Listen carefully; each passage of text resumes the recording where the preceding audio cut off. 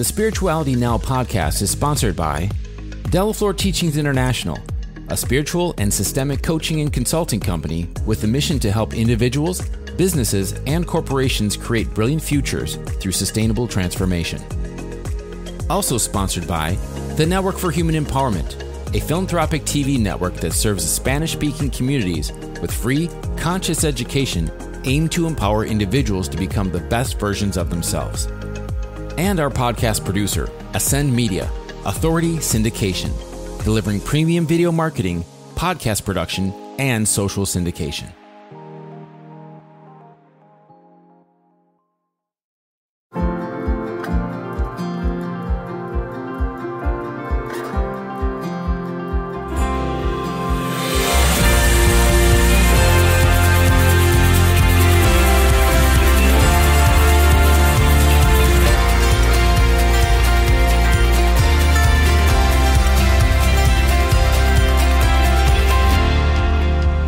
Welcome to the Spirituality Now podcast, a podcast committed to supporting you in your journey to life mastery and personal enlightenment. Welcome to the Spirituality Now podcast. I am your host, Yvonne de la Flor, and I hope you are ready because today we're going into the future. We're going to actually travel from the future into the now to create more futures into the future nows, because I have an incredible guest, a friend, an ally, futurist. And I'm excited, as a spiritual teacher that speaks about the future, I've gotten a lot of opinions, let us say like that. Let us say opinions of like, why do you speak about the future when all there is the now? And I believe that all that is happening is simultaneously in the now. But again, we got to create the future nows, which is the extension of your present moment. But I will enter this conversation with our beautiful guest. And I'm just going to get into it. No announcements, no nothing. You'll get in the intro and the outro. If you have any inquiries about our future trainings, workshops, and the ones that are currently happening, mentorship, you can just go to our website, delafleurteachings.com, which is our main sponsor of the podcast, alongside Ascend Media, Authority Syndication Media, who is our producer. And the reason we're doing it this way, I didn't personally wanted to bring any sponsorship yet. Next year we might, since we're going video, but I didn't want to because I wanted to be able to bring all the topics that my soul wanted and that I think they are important for humanity. And when you have sponsors, you gotta give a lot of commercials for people. And I wanted this to be free, philanthropic, pure transmission from our guests, pure delivery, without an agenda of any other type than facilitating the wisdom of the people that we invite, incredible leaders, mentors, teachers, mindset experts, soul experts, etc., for it to arrive directly to you in its purest way. So let me get into this. Today we have Miss Hien Nguyen. I never pronounced her last name well, so I'll have her say it. But I love her. She's a futurist, longevity entrepreneur, space consultant, and like ourselves here, a philanthropist. She's a futurist and an investor active in the fields of space, longevity, technology. She is the CEO and founder of HI, which is Hien Performance Space, a leading performance facility focused on longevity, renowned for its functional medicine approach of nutritional lifestyle and training methods for peak performance. You should see her videos, guys. I mean, when she moves, it's like the whole space is moving. She's a public speaker on space and longevity, including events organized in partnership with Deep Knowledge Group, a venture capital and private equity focused on the convergence of deep technology, advanced frontier technologies, and technological megatrends. I'm just grabbing my mind around all of these. Her background in physiotherapy, functional medicine, personal training, naturopathy, and as an athlete, multiple marathons, half marathons, and triathlete, has led her into the field of space health tech. She's a space consultant on topics of transformational change, from digital disruption that right now is happening big time, right? Big time for business remodeling to specific scenarios across public and private sectors.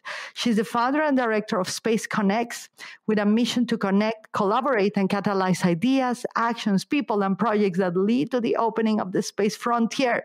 SpaceX envisions a future in which humanity has expanded into the solar system, contributing products and services that will foster a better life for all humanity. I mean, she's a philanthropist. She's based in Germany. She's an incredible mother, an incredible ally.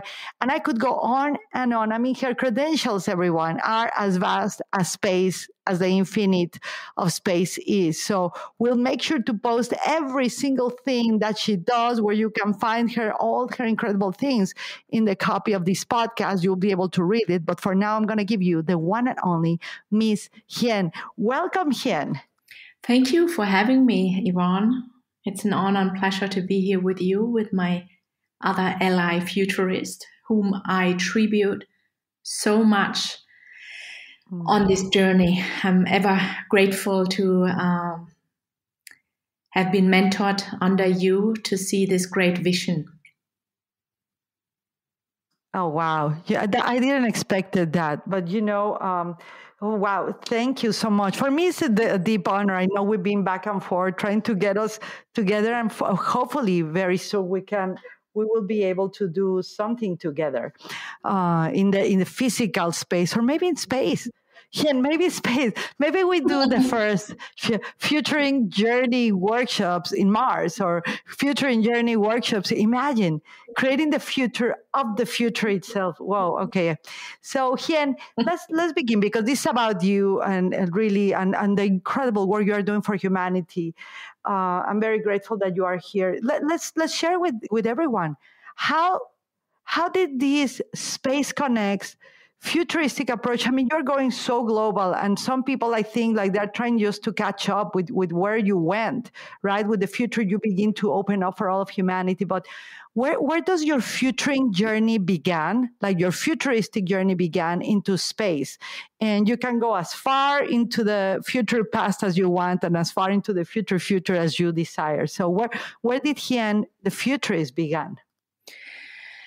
You know, Yvonne, I was born in Southeast Asia, in Laos, a developing country. And I had the privilege and honor that my family have chosen to give me education by immigrating to Germany, because I guess America did not wanted us. So we ended up in Germany with 3 other siblings, and I was the youngest. And so we immigrated. We left. I was born in Laos. We left. We moved via Thailand, and there wasn't enough food. At some point, my mother thought, it would be easier just to leave me behind. So she bent over, she gave me bottled water. I got really sick. I didn't make it, the typical childhood diarrhea, And fast forward, I had the privilege to have super education. I always wanted to have that accessible for everyone. And then I think this was the only moment when I was ever sick in my entire life. Only at birth, this little experience, which I don't even remember.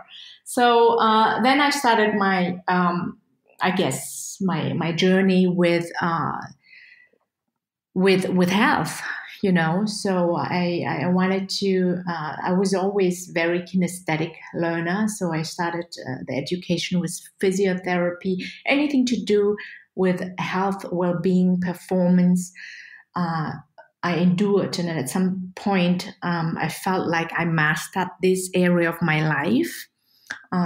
Health, it feels like I went from the outer layers into the inner layers. And we moved. Meanwhile, I lived in over 7 countries, in many different spaces, social settings, and opportunities. And then I sat with this and said, okay, so I mastered it.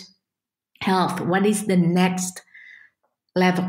And I was always attracted by the next human evolution, newness, innovation, always very attracted.